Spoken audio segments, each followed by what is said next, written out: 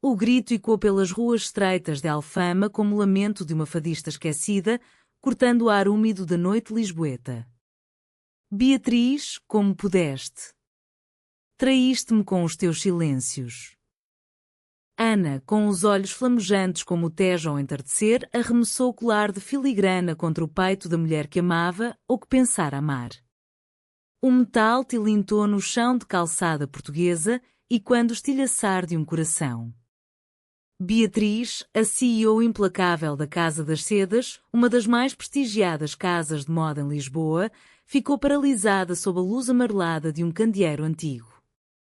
Seus lábios tremiam, mas não era medo, era o peso de anos de segredos enterrados sob camadas de orgulho e poder.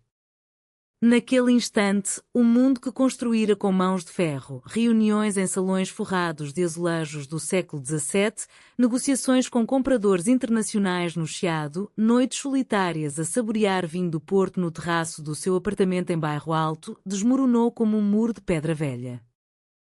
Tudo começara meses antes, num verão que Lisboa vestira de saudade. Beatriz Oliveira, aos 35 anos, era o epítome da mulher invencível, alta, de porte altivo, com cabelos castanhos que caíam em ondas controladas como os padrões das suas criações têxteis. Filha de um tecelão de Guimarães que emigrara para a capital nos anos 70, herdara não só o talento para as sedas finas, mas também a teimosia minhota que a levara a transformar a modesta oficina familiar num império.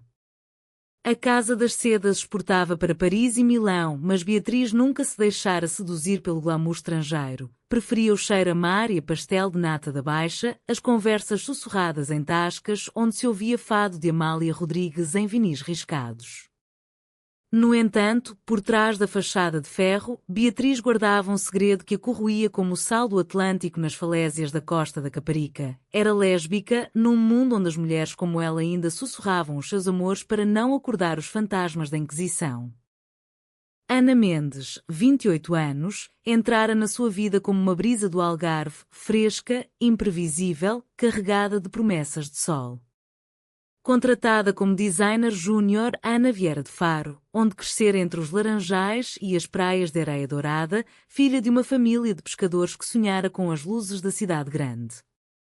Seus olhos castanhos, profundos como poços de azeitona, e o riso que ecoava como o canto das gaivotas, cativaram Beatriz desde o primeiro dia.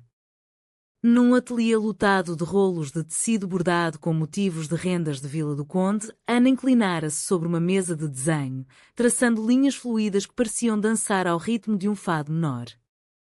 Isto é para uma noiva que quer voar, não se prender, dissera ela, sem erguer os olhos.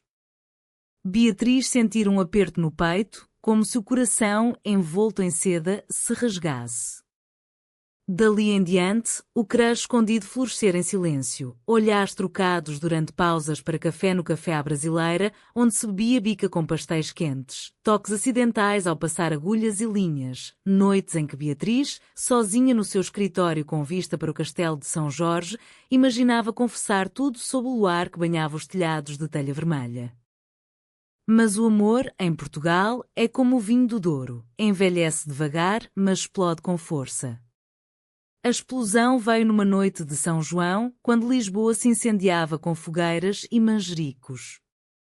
A equipa da Casa das Sedas organizara uma festa no Terreiro do Paço, sob os arcos triunfais iluminados por lanternas de papel. O ar cheirava a sardinhas assadas e a canela dos doces regionais. Beatriz, num vestido de sua autoria, seda azul como o céu de Sintra, observava Ana dançar ao som de uma concertina, o cabelo solto a balançar como as saias das mouras nos azulejos. O crush, até então um sussurro, tornou-se rugido quando Ana se aproximou, o rosto corado pelo vinho verde. Beatriz, por que me olhas assim? Como se eu fosse um segredo que queres devorar? As palavras saíram num fôlego e Beatriz, embriagada não pelo álcool mas pela proximidade, cedeu. Seus lábios encontraram-se num beijo breve, urgente, sob as estrelas que piscavam sobre o rio. Foi o primeiro toque real, um fogo que acendia memórias de amores proibidos cantados em fados de Severa. Nos dias seguintes, o idílio tecia-se com fios delicados. Passeios discretos pelo Jardim da Estrela, onde se contavam histórias de infância. Beatriz falava das neves de Trás-os-Montes, Ana das ondas furiosas de Sagres. Jantares em casas de fado no bairro Alto, onde as vozes roucas narravam dores de perda, mas para elas era renascimento. Beatriz, pela primeira vez, sentia-se vulnerável, como uma tecelã que expõe o tiar nu. Ana, tu és a cor que faltava nas minhas sedas cinzentas, confessar uma noite, enquanto caminhavam pela marginal de Alcântara, o Tejo murmurando segredos ao pé delas. Ana ria, traçando corações na areia com o dedo, prometendo eternidade. Mas o amor lésbico em Lisboa, terra de santos e pecados, não era isento de sombras.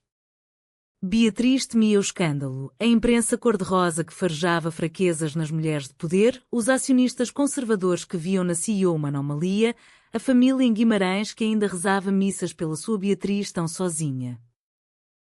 O conflito irrompeu como uma tempestade de verão no Gerês. Durante uma viagem de negócios a Porto, Beatriz recebeu um e-mail anónimo, fotos granuladas de Ana num café com um homem, o ex-namorado de Faro, um pescador que voltara à cidade para reconquistá-la. A tua designer brinca contigo, CEO. Ela precisa de um homem de verdade. O coração de Beatriz, já frágil, partiu sem 1000 rendas. A traição imaginada corroía-a, imaginava Ana rindo das suas confissões, usando o romance para subir na hierarquia da empresa.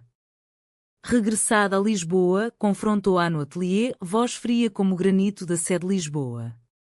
És uma ilusão, Ana. Volta para as tuas praias e deixa-me com as minhas sedas. Ana, chocada, negou, mas Beatriz, cega pela dor, dispensou-a. Aquele foi mal-entendido que envenenou tudo. O e-mail era obra de um rival na empresa, um homem invejoso que via na proximidade das duas uma ameaça ao seu ascenso. Ana partiu em lágrimas para o sul, deixando Beatriz num vazio que nem o bulício do Rocio preenchia. Sozinha, a CEO mergulhou no trabalho, tecendo coleções que gritavam saudade, vestidos com bordados de lágrimas de vidro, inspirados nas saudades de Camões. Mas a noite trazia fantasmas, sonhos onde Ana dançava no São João e ela acordava com o peito doendo como se fado fosse cantado no seu peito. Lisboa, com as suas 7 colinas, parecia mais pesada, os elétricos rangendo como lamentos não ditos. Beatriz começou a questionar-se, seria o poder uma prisão dourada? Poderia amar sem medo, num país onde o casamento igual era lei desde 2010, mas os olhares ainda feriam como setas? Enquanto isso, Ana, em Faro, afogava-se em memórias. O mar batia nas falésias de Ponta da Piedade, e quando a sua dor. Escrevia cartas não enviadas, cheias de poemas como os de Sofia de Melbrenner. O teu amor era o meu porto seguro, Beatriz, e tu afundaste com dúvidas infundadas. Decidiu regressar, não por orgulho, mas por amor, o tipo de amor que Portugal celebra em festas de Our Lady of Fatima, puro e resiliente. Mas o destino, caprichoso como o fado, reservava mais reviravoltas. Os dias em Lisboa arrastavam-se como um fado lento, daqueles que Maria João Pires tocaria ao piano num salão enfumaçado do Hot Club. Beatriz, outrora uma força da natureza, agora era sombra de si mesma. No seu gabinete no topo do edifício da Casa das Sedas, com janelas que emolduravam o aqueduto das águas livres serpenteando pela cidade, ela revia os esboços de Ana, linhas graciosas que pareciam sussurrar segredos de alcovas mouriscas. Porque não confiei, murmurava para o espelho, onde via rugas novas ao canto dos olhos, marcas de noites insones regadas a chá de camomila e reminiscências de infância. Em Guimarães, a mãe enviara um cesto de broas de mel e uma carta. Filha, o amor não é seda, é linho cru que se torce mas não quebra. Palavras sábias de uma mulher que tecera a vida com mãos calejadas, sobrevivendo à ditadura de Salazar sem perder a fé nas pequenas alegrias, um copo de aguardente após a colheita, uma dança no rancho folclórico. A empresa, porém, não perdoava fraquezas. Numa reunião com os parceiros italianos no Hotel Avenida Palace, Beatriz apresentou a nova coleção Saudades Azuis, inspirada nas cerâmicas de Vista Alegre. Os vestidos fluíam como dor em cheia, bordados com motivos de galos de Barcelos e corações partidos. É uma homenagem à resiliência portuguesa, disse ela, voz firme, mas o coração traía-a com um tremor. O rival, Miguel Santos, um homem de meia idade com bigode encerado e ambições de Porto, sorriu viprino. Fora ele o autor do e-mail, ciúme disfarçado de lealdade, vendo em Ana uma ameaça à sua promoção. Brilhante, Beatriz. Mas talvez devêssemos diversificar. Incluir mais vozes masculinas na criação, insinuou, olhos fixos nós dela como um toureiro provocador na arena de campo pequeno. Fora dali, Beatriz caminhou até ao mirador da Senhora do Monte, onde casais se beijavam ao pôr do sol, indiferentes aos olhares. Sentou-se num banco de ferro forjado, o vento carregando o aroma de jasmim das varandas vizinhas. Ali, pela primeira vez, permitiu-se chorar lágrimas quentes que molhavam o lenço de renda que Ana lhe dera, bordado com iniciais entrelaçadas. Recordava o primeiro jantar delas, num restaurante em Belém, onde devoraram pastéis de nata ainda quentes da confeitaria original, rindo de anedotas sobre o terremoto de 1755 que reconstruíra a cidade mais bela. Lisboa é como nós, Beatriz, abalada mas renasce com graça, dissera Ana, lambuzando os dedos de creme. Naquele momento, o crush explodir em confissão, amo-te, Ana. Desde que vieste com o teu sol do sul iluminar este meu inverno eterno. O mal-entendido, agora, revelava-se como uma teia tecida por inveja. Uma tarde, enquanto folheava relatórios no Café Nicola, Beatriz recebeu uma chamada da secretária. Senhor Oliveira, o Senhor Santos confessou. Foi ele. As fotos eram antigas, do ex de Ana. Ele queria o seu lugar. O mundo parou. Beatriz largou o bolo de chá, o líquido escaldante derramando-se como sangue. Correr para Faro? Implorar perdão?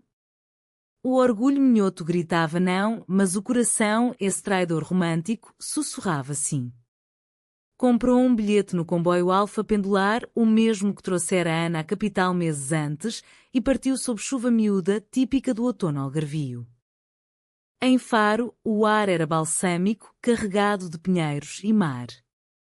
Beatriz, num casaco de lã tricotado à mão, herança da avó de Trás-os-Montes, procurou Ana na praia da Praia de Faro, onde sabia que ela se refugiava. Encontrou-a sentada na areia, desenhando conchas com carvão, o cabelo preso num lenço de algodão como as pescadeiras locais. Ana, chamou, voz rouca como fado de Carlos do Carmo. Ana ergueu o rosto, olhos inchados de noites sem sono, mas não de raiva, de mágoa profunda. Vens reclamar as tuas sedas ou o meu coração que partiste? Beatriz ajoelhou-se na areia úmida, as ondas lambendo-lhe os joelhos como um pedido de misericórdia. Fui cega, minha amada. Um veneno de inveja turvou-me a vista. Perdoa-me, como Lisboa perdoa os seus tremores. O reencontro foi um turbilhão de emoções, como a procissão de Corpus Christi em Évora, cheia de flores e fé. Ana, tocada pela vulnerabilidade da mulher que admirava, estendeu a mão. O amor não é perfeito, Beatriz. É como o nosso fado, dói, mas cura. Caminharam pela marginal, o sol poente tingindo o céu de laranja como as laranjas do pomar da família de Ana.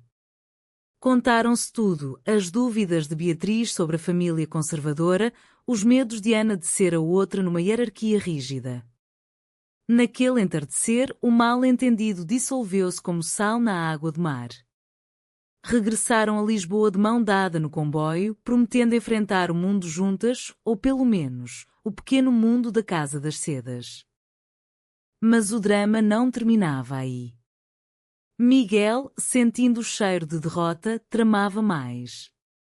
Numa gala de beneficência no Convento do Carmo, onde se leiloavam peças de alta costura para restaurar património, ele espalhou rumores, Beatriz e a designer. Um escândalo que mancha a marca. Os flashes dos fotógrafos piscavam como estrelas maliciosas e Beatriz, no palco a apresentar um vestido de noiva inspirado na Virgem de Fátima, sentiu o peso dos olhares.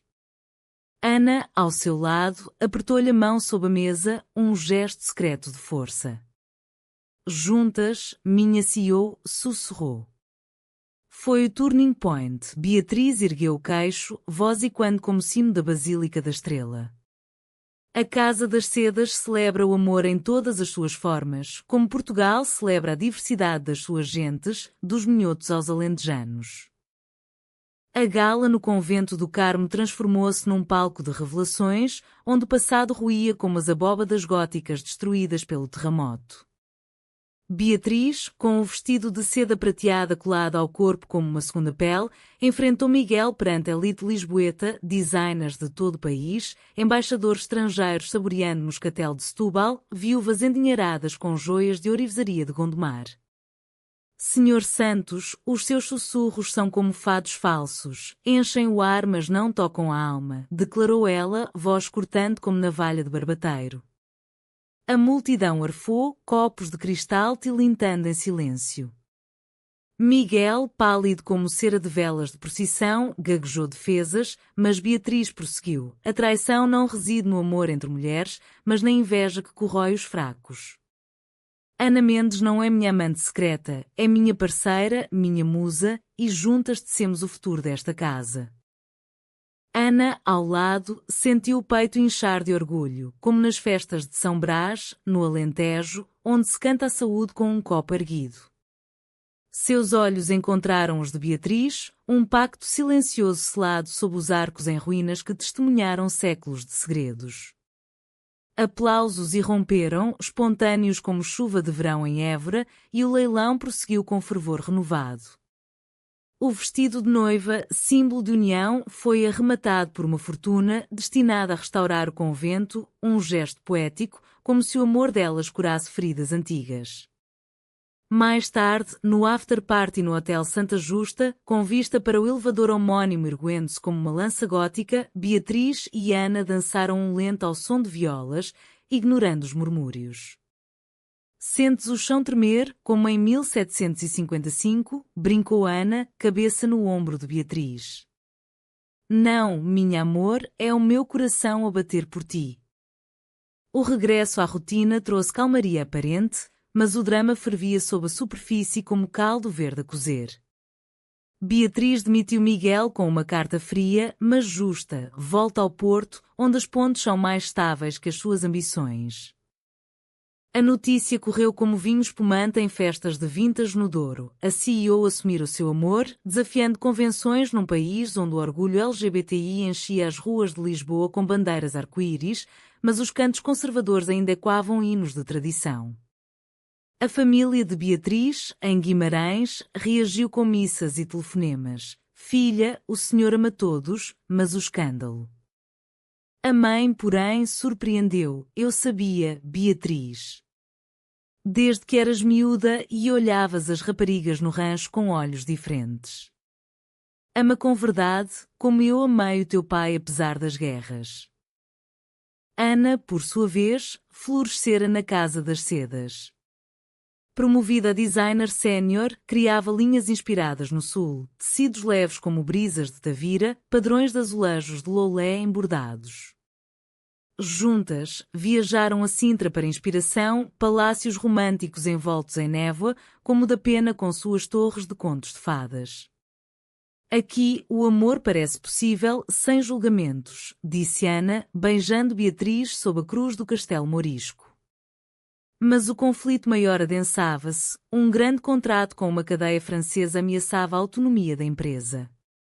Os franceses queriam controle criativo, impondo visões parisienses que ignoravam a alma portuguesa, nada de fados, só minimalismo frio. Beatriz resistiu, mas o stress corroía-a, noites de insônia a passear pelo aqueduto, questionando se o amor valia o risco de falência. O CAO Trau irrompeu numa manhã de novembro, quando folhas outonais caíam como confetes no rocio. Um artigo no Jornal Público vazou: escândalo na moda portuguesa, CEO lésbica arrisca império por romance? Assinado por um jornalista sensacionalista, citava fontes anónimas, ecos do veneno de Miguel. Ações da empresa despencaram, clientes cancelaram pedidos e Beatriz enfrentou uma revolta interna. Tecelãs de Aveiro, fiéis como as rendas que teciam, murmuravam dúvidas. E se for verdade? Afeta os nossos empregos. Ana, furiosa, confrontou o jornalista num café no Chiado, mas só ganhou mais manchetes. A musa do Sul defende a amante poderosa. Ferida, Beatriz isolou-se no apartamento em Bairro Alto, paredes forradas de azulejos de cenas pastoris. Ana, talvez devêssemos pausar. Não quero arrastar-te para esta lama. Ana, com lágrimas como pérolas de ourique, recusou. O nosso amor não é pausa, é âncora. Lembras-te do São João? Dançamos apesar do medo. Juntas, elaboraram um plano, uma campanha ousada, Amores de Portugal, celebrando histórias LGBTI na história, de rainhas como D. Catarina de Bragança, fadistas como Maria Teresa de Noronha. Fotografias em locais icónicos, beijos em Óbidos medieval, abraços em Coimbra universitária. A reação foi mista, como o clima atlântico, apoio de jovens em protestos no Marquês de Pombal, mas boicotes de conservadores em Beja. Beatriz, exausta, desmaiou numa reunião, acordando no Hospital de São José com Ana ao lado, segurando-lhe a mão como uma ladainha. Não me deixes, Beatriz. És o meu sol de Lisboa. Naquele quarto asseado, com cheira desinfetante e jasmim do corredor, Beatriz compreendeu. O verdadeiro drama não era o mundo exterior, mas a coragem de se entregar. Prometo lutar, minha Ana. Por nós, por todas as mulheres que tecem amores em silêncio. O Hospital de São José, com seus corredores e quando passos de enfermeiras como orações em romarias de Fátima, tornou-se o confessionário onde Beatriz depôs as armas. Deitada na cama de ferro pintado de branco, infusão a pingar devagar como vinho tinta em prova de enólogo, ela fitava Ana, o rosto moreno iluminado pela luz filtrada pelas persianas, olhos que guardavam o mar de Faro como um talismã. Eu construí muralhas, Ana. Muralhas de seda e poder, para esconder esta fraqueza que é amar-te. Ana, sentada na cadeira de madeira gasta, pegou na mão dela, dedos entrelaçados como rendas de Viana do Castelo. Fraqueza? É força, Beatriz. Como as mulheres de Gerês que carregam fardos na cabeça sob a chuva, ou as de Évora que dançam à lua nos montes. Contaram-se medos profundos. Beatriz falou da solidão pós-divórcio fingido na juventude, um casamento de conveniência para calar a família, Ana, da rejeição do pai pescador ao saber da sua orientação, tu és filha do mar, não de paixões erradas. Alta dada, Beatriz regressou ao trabalho com fúria renovada, como um touro na lota de Monção. A campanha Amores de Portugal lançou-se numa passarela improvisada no Terreiro do Paço, sob o arco de triunfo que celebrava a reconstrução pombalina. Modelos desfilavam vestidos que narravam histórias, um de linho cru para amores rurais do Minho, bordado com cravos, outro de veludo negro para fados urbanos, com lápis de prata como lágrimas. Ana coordenava o backstage, voz calma guiando as manequins como uma fadista o seu guitarrista. Beatriz, no final, subiu ao palco de braço dado com ela, microfones captando tremor na voz. Esta coleção é para todos os amores que Portugal esqueceu de cantar. Do Tejo ao Douro, do Algarve à fronteira raiana, o amor é fio que une, não divide. Aplausos ribombaram, misturados a vaias isoladas, mas a multidão jovem ergueu bandeiras, um mar de cores que afogava os detratores. O sucesso veio como vindima abundante. Pedidos internacionais fluíram, de boutiques em Barcelona a galerias em Nova Iorque, todos fascinados pela autenticidade portuguesa. A imprensa, outrora venenosa, virou elogios. Beatriz Oliveira, a tecelã de revoluções românticas, titulou o Expresso. Mas o drama pessoal persistia em sussurros. A família de Beatriz viajou de Guimarães para uma reconciliação tensa num almoço em Santarém, onde se comeu cabrito assado e se bebeu queijo da serra. O pai, homem de poucas palavras como os vinhos velhos de mesa, apertou-lhe o ombro. Filha, o rancho folclórico dança para todos os ritmos. Ama como sentires. A mãe chorou, abraçando Ana como uma nora, tu trazes sol ao nosso inverno minhoto. Contudo, a traição maior espreitava, não de rivais, mas do destino caprichoso. Durante uma viagem a Coimbra para uma feira de têxteis, Beatriz descobriu uma carta antiga no baú da avó, diários de uma tia-bisavó, Maria, que amara uma costureira em segredo nos anos 30, sob a sombra do Estado Novo. O amor nosso é crime sem nome, mas eterno como Mondego, escrevera ela. Inspirada, Beatriz propôs a Ana, vamos escrever a nossa história, não em segredo, mas em livro aberto. Ana hesitou, memórias do expressionando, e se o mundo nos partir de novo? Mas o amor, tenaz como o sobreiro alentejano, venceu. O clímax irrompeu numa noite de tempestade, quando ventos atlânticos uivavam sobre Lisboa como lobos na Serra da Estrela. Beatriz preparava uma surpresa, um jantar no castelo de São Jorge, com vistas para a cidade iluminada como um presépio de Natal. Mas um acidente, o carro de Ana derrapou na estrada molhada da Ponte 25 de Abril, mudou tudo. Beatriz recebeu a chamada no meio da chuva, acidente grave. Hospital Curri Cabral. O pânico engoliu-a como o Tejo em maré alta. Correu pelas ruas encharcadas, trovões e quando seu grito interior. No hospital, encontrou Ana pálida, perna engessada, mas viva, um milagre, disseram os médicos, como as curas de Lourdes. Ali, no quarto com cheiro antisséptico e flores de hipericame trazidas por amigos, Beatriz desabou. Perdido por um instante, e o mundo acabou. Sem ti, as minhas sedas são cinza. Ana, fraca mas sorridente, traçou o rosto dela com os dedos. Somos mais fortes que tempestades, Beatriz. Como Portugal, que renasce das cinzas.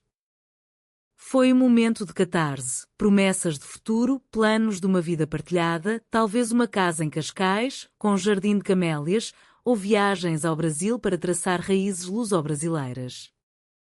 A traição do mal-entendido inicial, agora, parecia trivial. O verdadeiro teste era a resiliência do amor perante a fragilidade da vida. Recuperada, Ana juntou-se à equipa com muletas de madeira entalhada, como arte popular de Midões.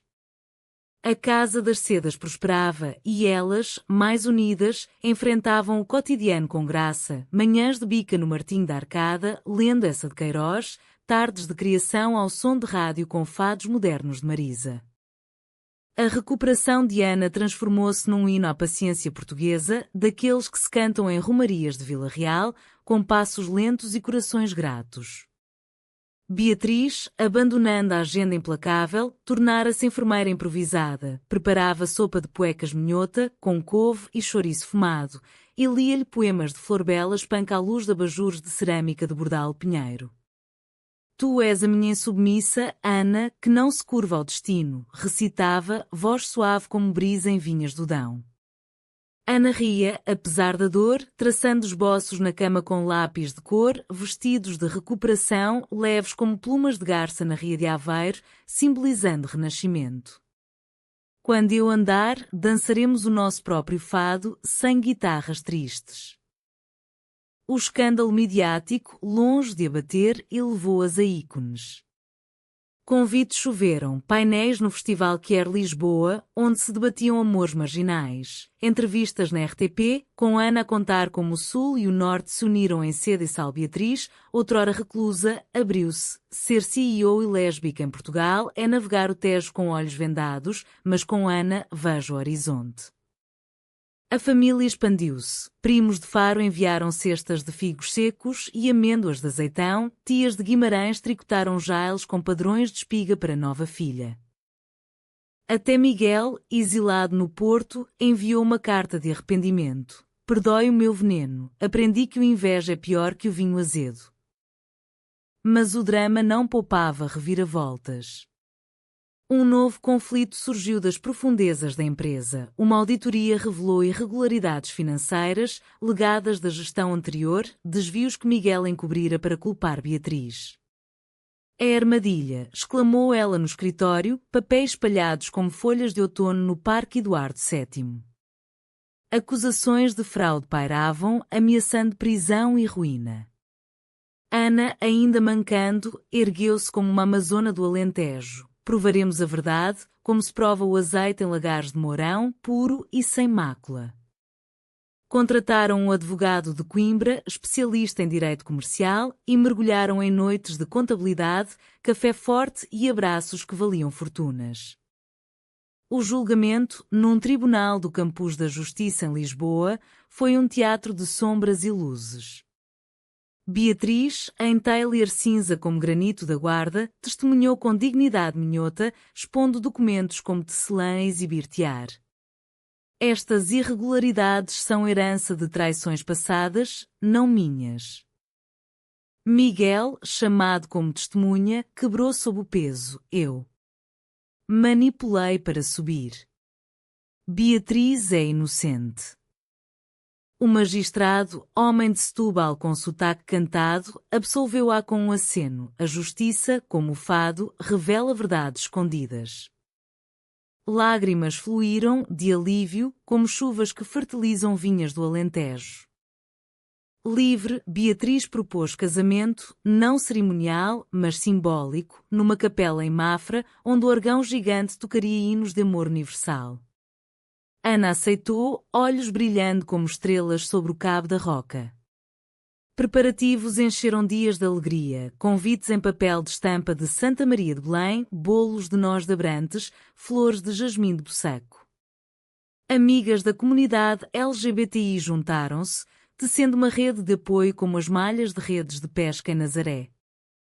A cerimónia, sob o teto barroco de Mafra, foi intimista, votos sussurrados em português antigo, inspirados em cancioneiro geral, eu te dou o meu ser, como o rio ao mar.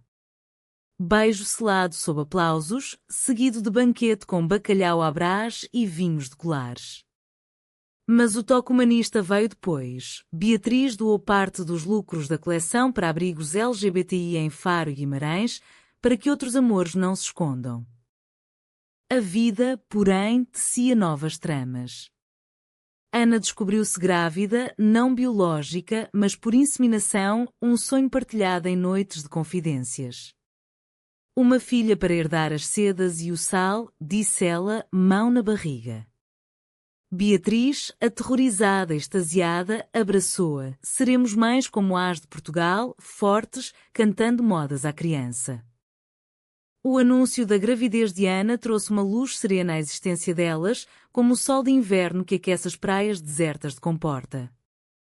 Beatriz, sempre a planificadora, transformou o apartamento em bairro alto num ninho, berços de vime de Montemor Velho, mobiles com conchas de Sagres, livros de contos populares, o galo que cantava para o sol, lidos em voz alta para a barriga crescente.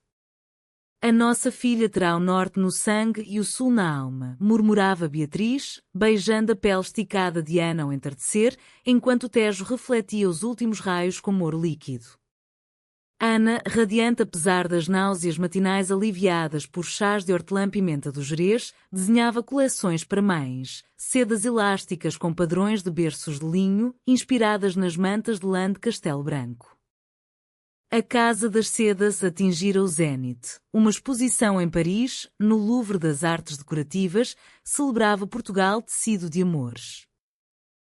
Vestidos expostos ao lado de azulejos de Rafael Bordal Pinheiro, narrando jornadas lésbicas, de Safo reinterpretada em fado modernas como elas. Críticos aplaudiram Oliveira e Mendes, as novas tecelãs de uma nação inclusiva. Regressadas, fundaram uma bolsa para jovens designers quer em Guimarães, onde Beatriz cortou a fita com a mãe ao lado, lágrimas misturando-se a vinho verde. Mas o humanismo da história residia nas pequenas vitórias cotidianas. Beatriz aprendeu a cozinhar pratos algarvios, cataplana de marisco fumegante, servida em noites de amigos no terraço, com vista para o castelo iluminado.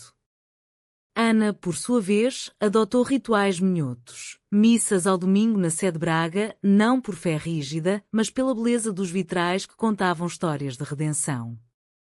A filha, nascida numa manhã de primavera em Lisboa, com choro forte como o sino da igreja de São Roque, chamaram-se Sofia, em honra da poetisa que cantara liberdades.